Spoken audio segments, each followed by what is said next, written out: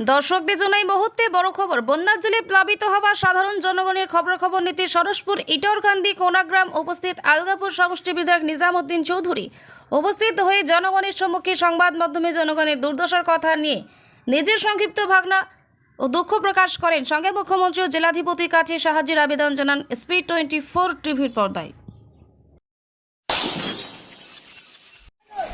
আমি যে জায়গা খাড়া আছি এই জায়গা হইল গিয়া ইটরকান্দি ইটরকান্দি কুনাগ্রাম।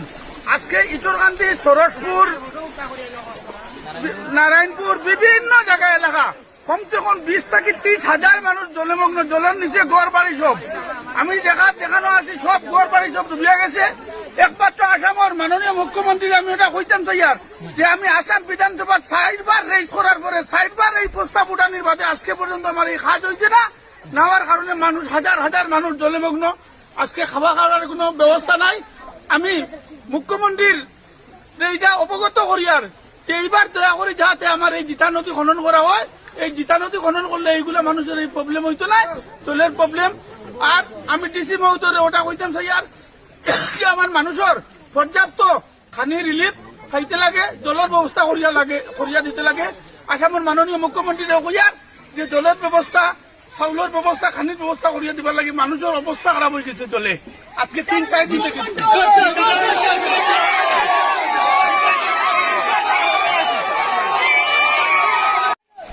আমি যে জায়গা খাড়া আছি এই জায়গা হইল গিয়া ইটরকান্দি কুনাগ্রাম। আজকে ইটরকান্দি সরসপুর নারায়ণপুর বিভিন্ন জায়গায় এলাকা কমসে কম 20 থেকে 30 হাজার মানুষ জলমগ্ন, জলের নিচে ঘর বাড়ি সব। আমি দেখানো আছি সব ঘর বাড়ি সব ডুবিয়া গেছে।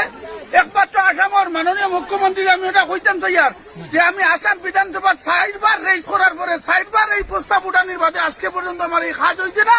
নেওয়ার কারণে মানুষ হাজার হাজার মানুষ জলমগ্ন, আজকে খাওয়া খাওয়ার কোনো ব্যবস্থা নাই।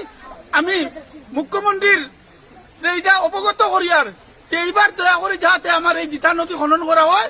এই জিতা নদী খনন করলে এইগুলা মানুষের এই প্রবলেম হইতো না, জলের প্রবলেম। আর আমি ডিসি মহোদয় ওটা কইতাম চাই আমার মানুষের পর্যাপ্ত খানি রিলিফ খাইতে লাগে, জলের ব্যবস্থা করিয়া দিতে লাগে। আসামের মাননীয় মুখ্যমন্ত্রী কইয়ার যে জলের ব্যবস্থা, চাউলের ব্যবস্থা, খানির ব্যবস্থা করিয়া দিবার লাগে। মানুষের অবস্থা খারাপ হয়ে গেছে জলে।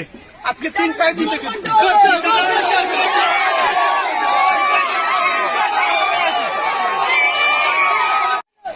আমি যে জায়গা খাড়া আছি এই জায়গা হইল গিয়া ইটরকান্দি কুনাগ্রাম। আজকে ইটরকান্দি সরসপুর নারায়ণপুর বিভিন্ন জায়গায় এলাকা কমসে কম 20 থেকে 30 হাজার মানুষ জলমগ্ন, জলের নিচে ঘর বাড়ি সব। আমি দেখানো আছি সব ঘর বাড়ি সব ডুবিয়া গেছে। একমাত্র আসামের মাননীয় মুখ্যমন্ত্রী আমি ওটা কইতাম চাই যে আমি আসাম বিধানসভার 4 বার রেস করার পরে 4 বার এই প্রস্তাব উঠানির বাদে আজকে পর্যন্ত আমার এই কাজ হয়েছে না। নেওয়ার কারণে মানুষ হাজার হাজার মানুষ জলমগ্ন, আজকে খাওয়া খাওয়ার কোনো ব্যবস্থা নাই। আমি মুখ্যমন্ত্রীর এইটা অবগত করিয়ার যে এইবার দয়া করে যাতে আমার এই জিতা নদী খনন করা হয়। এই জিতা নদী খনন করলে এইগুলা মানুষের এই প্রবলেম হইতো না, জলের প্রবলেম। আর আমি ডিসি মহোদয় ওটা কইতাম চাই আমার মানুষের পর্যাপ্ত খানি রিলিফ খাইতে লাগে, জলের ব্যবস্থা করিয়া দিতে লাগে। আসামের মাননীয় মুখ্যমন্ত্রী কইয়ার যে জলের ব্যবস্থা, চাউলের ব্যবস্থা, খানির ব্যবস্থা করিয়া দিবার লাগে। মানুষের অবস্থা খারাপ হয়ে গেছে জলে। আজকে 3 সাইড দিতে